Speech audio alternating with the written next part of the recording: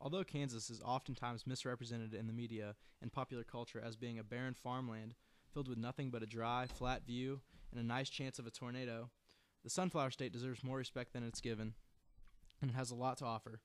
In Kansas, there are botanical gardens and beautiful arboretums, adventurous cattle towns, historic military forts, and beautiful scenic byways to drive through. However, amongst these wonderful Kansas attractions, there's one specific historical destination in Johnson County that gives individuals a vivid glimpse into the past with regard to the systematic assimilation of Native American peoples into American culture: the Shawnee Indian Mission. Under President Andrew Jackson, white colonial settlers continued to expand westward, and thus they continuously encroached on Native American settlements.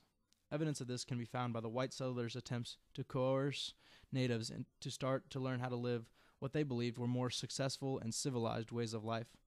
One of these successful ways of living was thought to be found through the belief in Christianity, and in September of 1830, a missionary society was formed by the Methodist Episcopal Church. Reverend Thomas Johnson traveled to Kansas because he was appointed to lead this mission school for the Shawnee tribe. It was erected in present-day Turner, Kansas in 1839. Mission schools were established to improve the Indian way of life. Like most European Americans of the time, missionaries believed Indians must live like whites to succeed, and Johnson was not satisfied with the mission school's functioning and potential.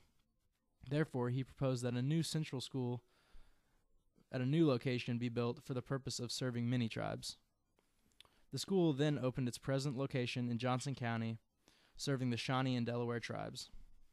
The new site of the Shawnee Mission was chosen where a branch of the Santa Fe and Oregon trails passed through the Shawnee lands in present-day Johnson County.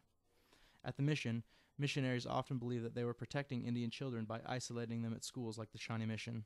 However, these boarding schools deprived the children of their traditional and native culture.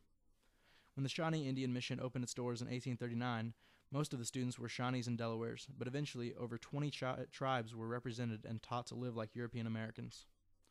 Because the Shawnee Mission School was a boarding school, it was easier to break the children's ties to their native culture. Not only did the students live at the school, but their lives were scheduled from the time they woke up to the time they went to sleep at night. Furthermore, they were not allowed to speak their native language, dress in their native attire, or practice any of their traditional culture.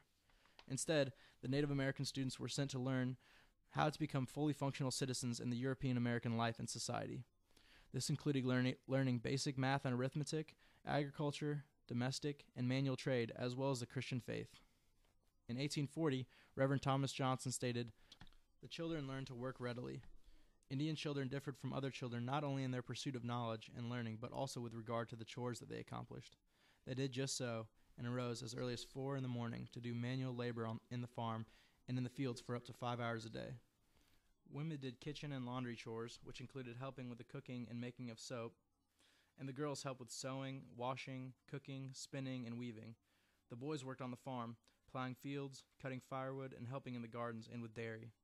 Furthermore, while this work was typical of many Indian mission schools, the Shawnee Indian Mission prided itself on being the only mission in Kansas to attempt manual labor instruction on such a large scale. The male students could also learn skilled trades such as shoemaking, carpentry, and blacksmithing. Today, the Shawnee Mission consists of the 3 main brick buildings, the North, East, and West buildings. Built in 1839, the West building is the oldest of the 3. It was used for classrooms for residents, for families of superintendents, teachers, and territorial officers. Classes were held here. Indian students, teachers, government officials, legislators of 1855, and visitors dined in the building. Today it is the custodian's residence.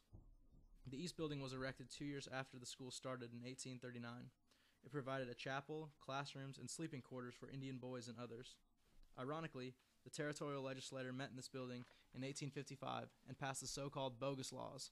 It is now a museum.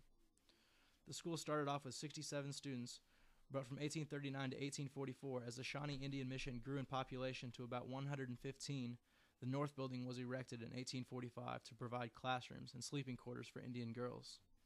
Kansas territorial governors and other officials had offices here from 1854 to 1856. It was the residence of Thomas Johnson, the school superintendent, during part of the period of his long service. The Kansas legislature of 1939 appropriated $15,000 towards the restoration of this building. Along with the North, East, and West buildings, there are at least 13 other buildings, primarily of wood frame. For instance, there were housed shops, stables, and while the mission is only 12 acres today, it was nearly 2,000 acres of land back in the 1840s and 50s. Crops, livestock, an orchard, and gardens were on this expansive land and not only helped to feed the mission's residents, but also to pay for items that could not be produced on site. Moreover, a blacksmith shop, wagon shop, and multiple lumber mills were part of the mission as well. In 1862, the mission ceased to serve its original purpose and was closed. After the mission was closed in 1862, Union troops used the grounds and facilities during the Civil War.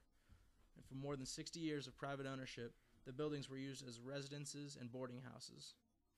The North Building was even used as a part of a dairy operation, and the chapel of the East Building was used as a dance hall.